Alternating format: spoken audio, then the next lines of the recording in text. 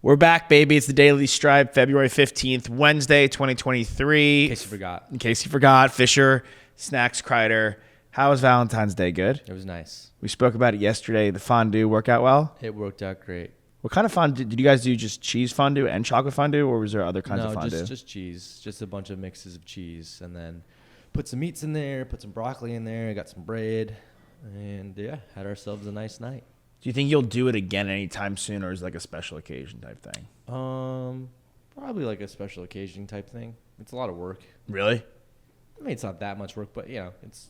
Plug it in, heat it up, clean it up. Clean it up, yeah. Clean it up. There was a lot of cleaning up yesterday at my Valentine's Day, which I did not necessarily. Yeah, did you make a mess? I did. Because I made 4 Pants? dishes. Yeah, no, just the 4 dishes. I got myself a little apron, so my clothes were intact. The pasta was messy. Okay. So that was definitely an intense juncture. But we made 4 dishes, dessert, drinks. And it was a really nice night. That's good. You know what was also very nice to see, weirdly, and I hate to say good loss, but the Celtics played the Bucks last night. Smart's been out, so he wasn't there. No Horford, no Tatum, no Brown. Brown injured his face, and I feel like everybody's like, not, oh, I hope he's okay, but waiting to see if he comes back with a mask.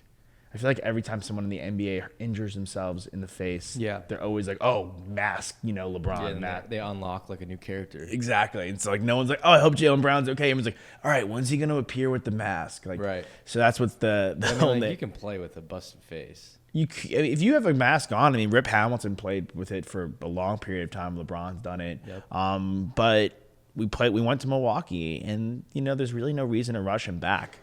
All of our tertiary pieces were phenomenal. We went to overtime, missing pretty much our entire starting lineup. So that was really good to see. Brad Stevens again. Muscala was just such a good pickup. Another guy that can stretch the court, which is really a big that can do that. So it adds a lot of flavor and diversity to the lineups we can use. So it was nice to see my Celtics, despite being severely shorthanded, put up a good fight against what I deem to be a top 3 team in the Milwaukee Bucks. Yeah, that's always nice to see. Yeah, love to see that. Also, love to see all the head coaching positions in the NFL filled. John Gannon, defensive coordinator for the Eagles, now the head coach of the Arizona Cardinals. Shows you how bad the Arizona Cardinals job is. The defensive coordinator for the Eagles gets absolutely torched in the Super Bowl. Yeah, but I mean, and then is hired as the Cardinals head coach. It's against the Chiefs, and I think all season long, he was they've great. Been heralded as a good defense. So he did a great job. He deserves the job, but I don't how long is it going to last? I wouldn't take that job. The really interesting thing is Vic Fangio is now the defensive coordinator for the Dolphins. Very dangerous. I was on the phone with one of our buddies, Ethan, yesterday, and I was talking about, there's no guarantee that the Bills win that division next year if the Dolphins are at full health. And I think adding Vic Fangio is just... There's no guarantee that the Dolphins win the division or the Bills win the division if the Jets get Rodgers. That was one of my other comments I said as well. Like, the Jets could easily do it. I don't feel as confident, unfortunately, about the Patriots. They would need to do a severe overhaul, in my opinion, as far as what they have in offensive weaponry. Not something Bill ever does.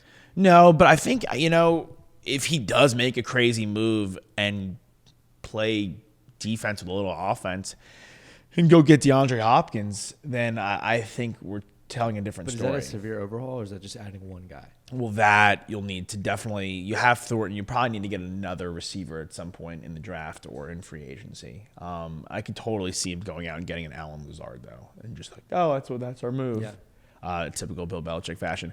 But the real interesting thing to me is Eric Bieniemy interviewing for the offensive coordinator position, the same position he holds in Kansas City for the Washington Commanders.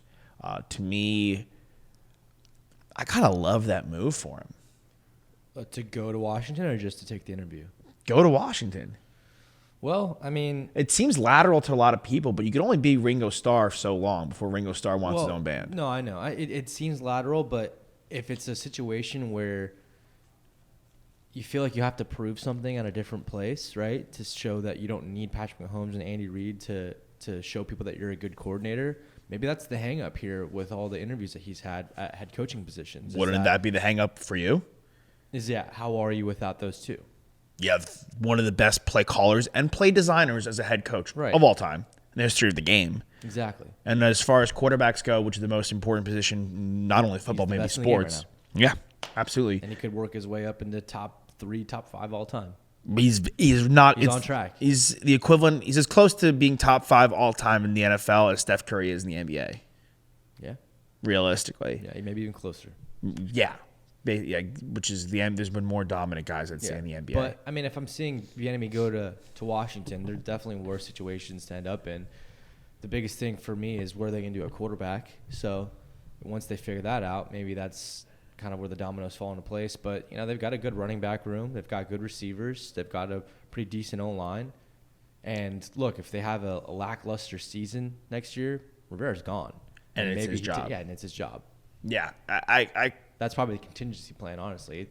They probably say, all right, Bieniemy, you're going to be the OC here. You'll get a fair shake. We're not going to fire you after a season. If things, turn sideways, though, you're the guy. Yeah, I could see him going there. It's just realistically, like, they weren't bad enough that they could draft a quarterback high. Right.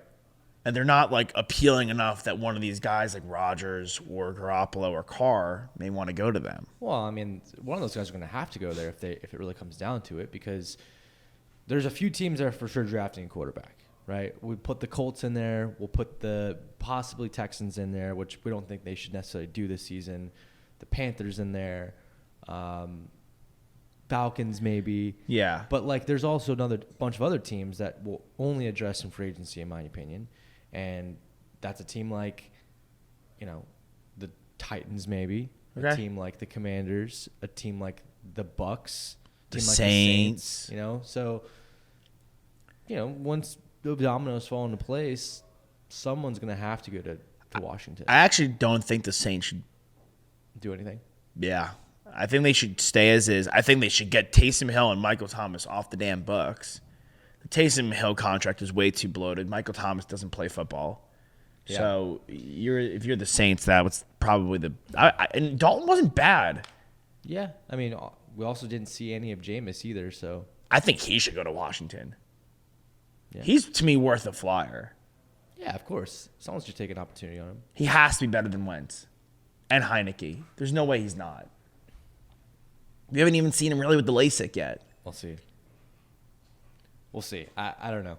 You really are out now? You're out on Jameis? I'm not out. I'm just saying, like, I don't know that he's better than Wentz. Like, just definitively better than Heineke. Heineke's a gamer. I mean, we've seen him win some pretty good balls. Yeah, Heineke just said being a backup is the best job in the world. I think he's chilling, dude. I think he just wants to be a backup, honestly. Maybe. On a winning team. But the Commander's job all of a sudden for a quarterback position becomes very appealing if Bieniemy is the coach. Yeah, and you have the wide receivers there, Dotson, McLaurin. Curtis Samuel. I think that becomes a very interesting. They don't lose a draft pick or anything like that, right? Or maybe I wonder if there is any kind of compensation because it is a lateral move. I have to double check. If Bieniemy goes there? Yeah. Well, I can't imagine that because, I mean, the Eagles aren't losing draft picks for. It's an up move. It's an up move. Oh. I'm saying like the guy, coordinator. If he moves laterally. I don't know how it works, honestly. Like why did they? Yeah, I have to look into it because why did the Saints? Well, I don't know if it has anything to do with being a lateral move. I think it's just maybe something where, like, he's technically paid by the Saints and under contract with them. So they have to trade him. So they have to technically trade him, and I don't know if it's different for coordinators because coordinators bounce around all the time. Yeah. Yeah. I mean, I don't know. I really don't know the legality and structure of it. It's kind of, I'm curious to see if the Chiefs get like a 4th round pick from Bieniemy, or if he could just take the job flat out. Is that worth it though? It's worth it for the Chiefs. No, I mean it's worth it for both because obviously if he's taking the job, he's taking the job. You're just getting a free pick. But if you're the Commanders, like take the 4th easy. Sure. Take a 4th and a 5th while you're at it. Enjoy. But that's the news today in the Daily Stripe. Fisher, Snacks Crider. We'll see you guys tomorrow.